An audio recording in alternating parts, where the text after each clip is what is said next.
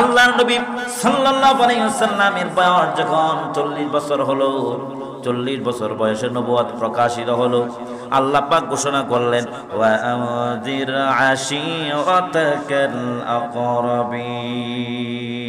হে নবী মুহাম্মদ সাল্লাল্লাহু আলাইহি ওয়াসাল্লাম, আপনার পরিবারকে আপনি আপনার আল্লাহর ভয় আপনি দেখান, আপনার পরিবারকে জাহান্নাম থেকে সতর্ক করুন, আপনার পরিবারকে ঈমানের পথে ডাকুন, ইসলামের দাওয়াত প্রদান করুন, পরিবার থেকে আপনি শুরু করেন। আল্লাহর নবী সর্বপ্রথম সাফা পাহাড়ে আল্লাহর নবী আরোহণ করলেন, আরোহণ করে সকলকে ডাকলেন ইয়া সাবাহা, হে সম্প্রদায়। এটা ছিল একটা কমন একটা শব্দ, যখন কোনো বিপদ আপদ করতো সাফা পাহাড়ের মধ্যে সবাই উঠতেন, উঠার পরে সেখানে গিয়ে সকলকে আহ্বান করতেন, সবাই সেখানে জড়ো হতো, এরপরে গুরুত্বপূর্ণ সংবাদ সেখান থেকে দেওয়া হতো। আল্লাহ নবীর উপর ওহী নাযিল হওয়ার পর আল্লাহ নবী সাফা পাহাড়ে উঠলেন, উঠার পরে সকলকে ডাকলেন, সবাই গেল, যারা যেতে পারে নাই তারা প্রতিনিধি প্রেরণ করলো।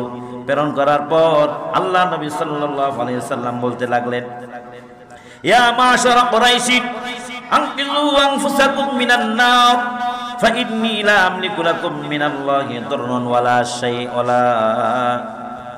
ওয়ালা নাফআন। আল্লাহ নবী বললেন হে কুরাইশরা, হে বনি আব্দে মানাফ, ভালো করে শুনে রাখো, তোমরা নিজেদেরকে জাহান্নামের আগুন থেকে বাঁচাও। কিয়ামতের দিন আমি তোমাদের কোনো উপকারে আসবো না, আমি তোমাদের কোনো ক্ষতিও করতে পারবো না, উপকারও করতে পারবো না। তোমরা যদি বাঁচতে চাও, তোমরা যদি জাহান্নাম থেকে মুক্তি পেতে চাও, তাহলে পড়ে নাও লা ইলাহা ইল্লাল্লাহু মুহাম্মাদুর রাসূলুল্লাহ। এই কথা বললেন। আরেকটি বর্ণনায় এসেছে আল্লাহ নবী পাহাড়ে উঠলেন, ওঠার পরে সকল পুত্রকে আহ্বান করলেন, আহ্বান করে বললেন হে আমার জাতি, আমি যদি বলি পাহাড়ের পদদেশে একদল ডাকাত আছে, তোমাদের উপর আক্রমণ করবে, এটাকে বিশ্বাস করো নাকি? সবাই এক বাক্যে বলে দিল মুহাম্মদ 40টি বছর আমাদের কাছে অতিক্রম করেছো, এই 40 বছরের মধ্যে একটা মিথ্যা কথা তো তোমার জবান থেকে আমরা শুনতে পাই নাই। তুমি যাহা বলবে তাই সত্য কথা বলবে, অবশ্যই তোমার কথা সত্য হবে, মনে প্রাণে বিশ্বাস করে নিব। এরপর নবীজি বললেন হে আব্দে মানাফ, হে কুরাইশের লোকেরা, তোমরা বলে নাও ইয়া আইয়ুহান নাস কুলু লা ইলাহা ইল্লাল্লাহ তুফলিহু, এই কথা তোমরা মেনে নাও, তাহলে আল্লাহ পাক তোমাদেরকে দুনিয়াতে শান্তি দিবেন, আখিরাতে তোমাদেরকে আল্লাহ জান্নাত দান করে দিবে। এই কথা যখন বললেন আবু লাহাব নবীজির আপন চাচা ছিল আবু লাহাব, ওই আবু লাহাব পাশ থেকে পিছন থেকে পাথর হাতে নিলেন, হাতে নিয়ে আল্লাহ রাসূল সাল্লাল্লাহু আলাইহি সাল্লামের দিকে তাকিয়ে বললেন আলি হাযা জামাতানা ইয়া মুহাম্মদ, হে মুহাম্মদ, এই জন্য বুঝি আমাদেরকে তুমি ডেকেছো? হযরত নবীজি বললেন হ্যাঁ চাচা, এই জন্য আমি ডেকেছি, আপনাদেরকে সতর্ক করার জন্য। আমি দেখতেছি আপনারা জাহান্নামের পথে এগোচ্ছেন, জাহান্নাম থেকে মুক্তির জন্য, বাঁচার জন্য আমি দাওয়াত দিচ্ছি আপনাকে। আল্লাহ নবীর সঙ্গে সঙ্গে আল্লাহ রাসূলের চেহারার দিকে পাথর নিক্ষেপ করলেন।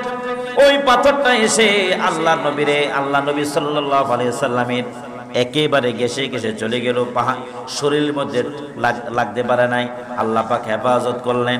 এরপরে আবু লাহাব বলল তাব্বাল্লাকা ইয়া মুহাম্মদ, হে মুহাম্মদ তুমি ধ্বংস হয়ে যাও, নাউযুবিল্লাহ। এমন একটা অভিশাপ আল্লাহ নবীকে আবু লাহাব দিয়ে দিল, আর সকল লোকেরা চলে গেল। আল্লাহ নবী সাল্লাল্লাহু আলাইহি সাল্লাম হতভম্ব হয়ে গেলেন, এই জাতিকে আমি জাহান্নাম থেকে সতর্ক করার জন্য আহ্বান করলাম, কিন্তু উল্টা আমাকে তারা পাথর নিক্ষেপ করলো। এরপরে আবু লাহাব যে নবীজিকে অভিশাপ দিলেন, এই অভিশাপের জবাব আল্লাহ নবী আর কিছুই বলে নাই। আল্লাহ নবী মনটা খারাপ হয়ে গিয়ে সেখান থেকে চলে গেলেন। আল্লাহ রাব্বুল আলামিন সূরা অবতীর্ণ করলেন, সূরাতুল আহাব। আল্লাহ পাক আল্লাহ রাসূলকে যে কষ্ট দিল, পাথর নিক্ষেপ করলো, অভিশাপ দিল, আল্লাহ নবী প্রতিবাদ করে নাই, প্রতিবাদ করেছেন স্বয়ং আল্লাহ রাব্বুল আলামিন। আল্লাহ রাব্বুল আলামিন নবীজির অপমান আল্লাহ সহ্য করেন না। আল্লাহকে কেউ যদি গালি দেয়, আল্লাহকে কেউ যদি অপমান করে, আল্লাহকে যদি অস্বীকার করে, আল্লাহ পাক তার উপর কোনো দুনিয়াবি সরাসরি কোনো প্রতিবাদ করেন না, গজব দেন না। কিন্তু আল্লাহ নবীকে কেউ যদি কোনো অপবাদ দেয়, অপমান করে, অপদস্থ করে, আল্লাহ রাসূলকে কেউ যদি অপমান করে, কটূক্তি করে, আল্লাহ পাক এটাকে তিনি সহ্য করেন নাই। আল্লাহ পাক সূরা নাজিল করে বলে দিলেন, তাব্বাত ইয়াদা আবি লাহাবিন ওয়া তাব মা আগনা আনহু মালুহু ওয়া মা কাসাব সায়াসলা নারান যাতা লাহাবিন ওয়া ইমরাআতু হাম্মালাতাল হাতাব ফি জিদিহা হাবলুম মিন মাসাদ। আল্লাহ রাব্বুল আলামিন আল্লাহ নবীর শান মানকে ইজ্জত রক্ষার জন্য আল্লাহ সূরা নাজিল করে দিয়েছেন। হে নবী, আপনাকে যে ব্যক্তি আপনাকে অভিশাপ দিয়েছে শুধু সেই ধ্বংস হবে না, তার গোটা পরিবারকে আমি আল্লাহ রাব্বুল আলামিন নাস্তানাবুদ করে দেব। আবু লাহাবকে আল্লাহ রাব্বুল আলামিন আবু লাহাব এবং তার সন্তান এবং তার স্ত্রী সহ সবাইকে আল্লাহ তাআলা ধ্বংস করে দিয়েছে। সুবহানাল্লাহ। আল্লাহ রাসূলকে কেউ যদি কটূক্তি করে, এই জন্য আল্লাহ রাসূল সাল্লাল্লাহু আলাইহি সাল্লামের কটূক্তি এটা আল্লাহ সহ্য করে না।